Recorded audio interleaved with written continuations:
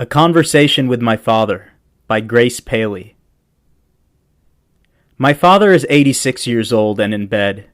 His heart, that bloody motor, is equally old and will not do certain jobs anymore.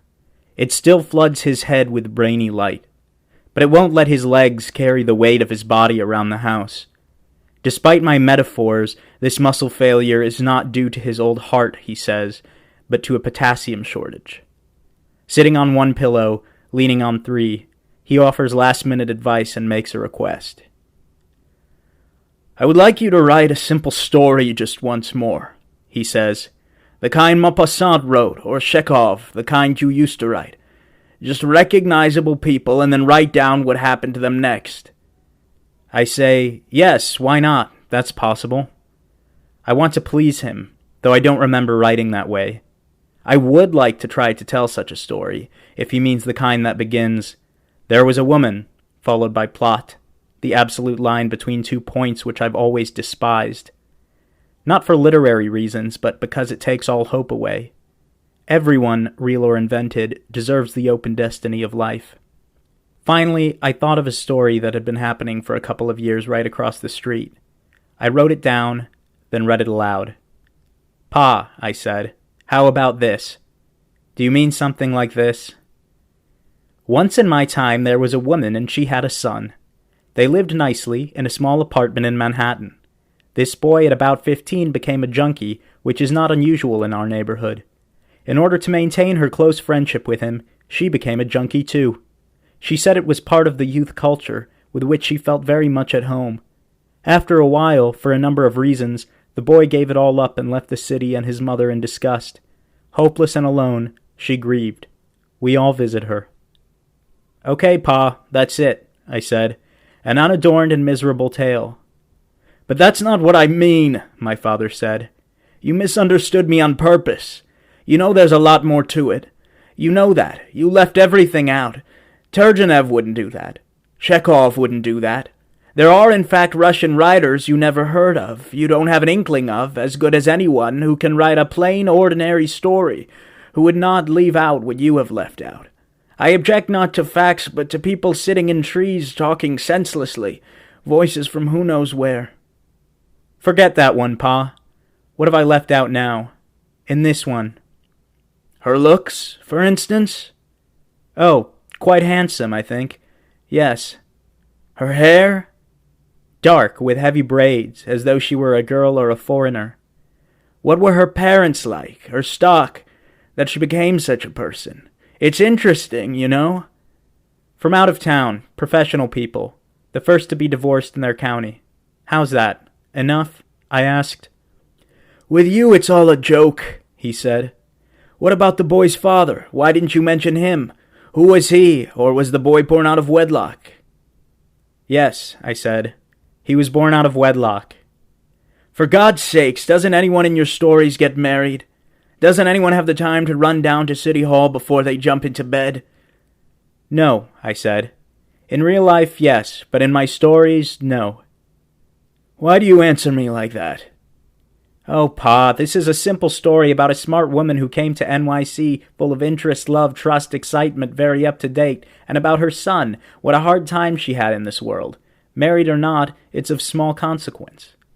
"It is of great consequence," he said. "Okay," I said. Okay yourself," he said. "But listen, I believe you that she's good-looking, but I don't think she was so smart." "That's true," I said. "Actually, that's the trouble with stories. People start out fantastic. You think they're extraordinary, but it turns out as the work goes along, they're just average with a good education. Sometimes the other way around.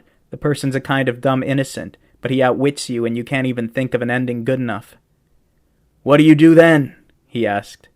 He had been a doctor for a couple of decades and then an artist for a couple of decades, and he's still interested in details, craft, technique. "Well, you just have to let the story lie around till some agreement can be reached between you and the stubborn hero." "Aren't you talking silly now?" he asked. "Start again," he said. "It so happens I'm not going out this evening. Tell the story again. See what you can do this time." "Okay," I said, "but it's not a 5-minute job." Second attempt. Once, across the street from us, there was a fine, handsome woman, our neighbor. She had a son whom she loved because she'd known him since birth, in helpless, chubby infancy, and in the wrestling, hugging ages, 7 to 10, as well as earlier and later. This boy, when he fell into the fist of adolescence, became a junkie.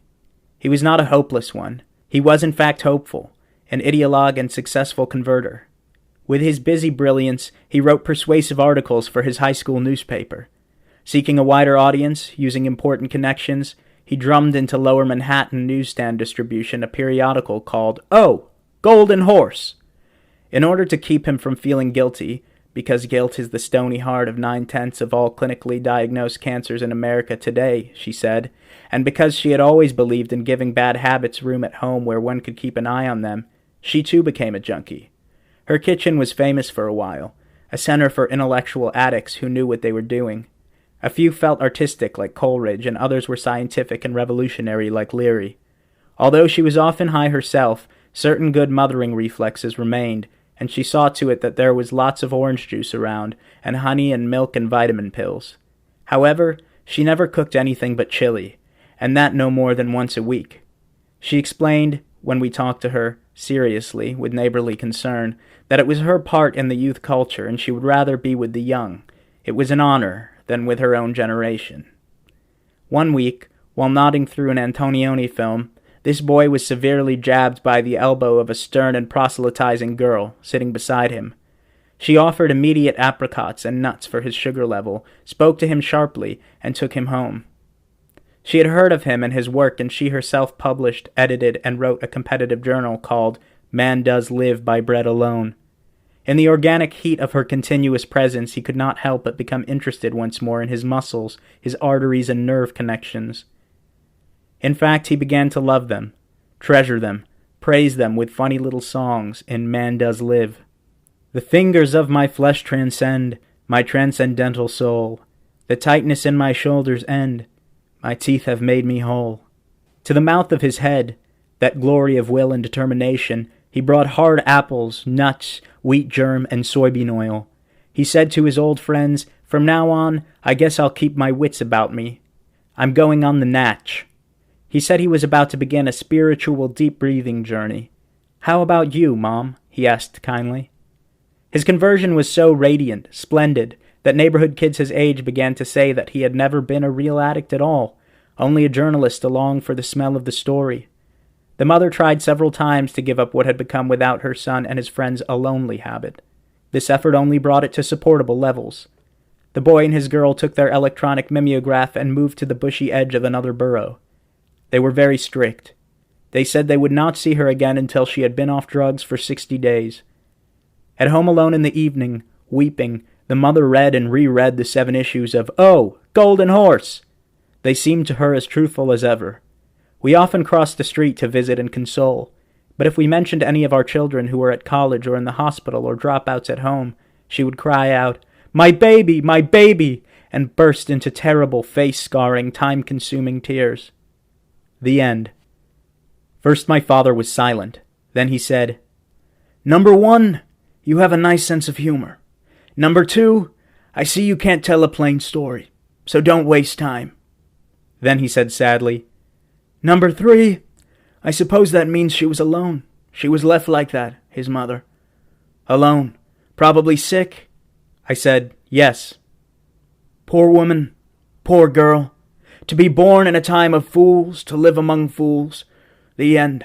The end. You were right to put that down. The end. I didn't want to argue, but I had to say, Well, it is not necessarily the end, Pa.